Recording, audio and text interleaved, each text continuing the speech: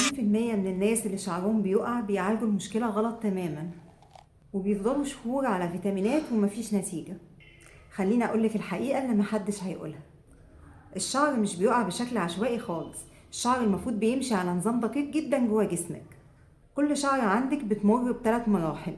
1، مرحلة النمو، دي بتستمر من 2 ل6 سنين، ودي اللي الشعر فيها بيطول ويقوى. 2، مرحلة الثبات، فترة انتقالية قصيرة الشعر بيبطل يطول فيها. 3، مرحلة التساقط، ودي حاجة طبيعية إن يوميا بيقع من 50 ل 100 شعراية. المشكلة بقى مش إن الشعر بيقع، المشكلة إن عدد كبير من الشعر يدخل في مرحلة التساقط فجأة في نفس التوقيت، وده غالبا بيحصل بسبب اختلال في الهرمونات.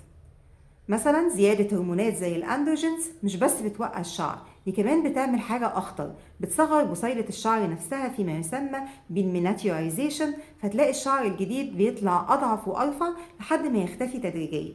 والأغرب إن مقاومة الأنسولين ممكن تزود الهرمونات دي، يعني المشكلة ممكن تكون جاية أصلا من أكلك ونظام حياتك، مش من الشعر خالص.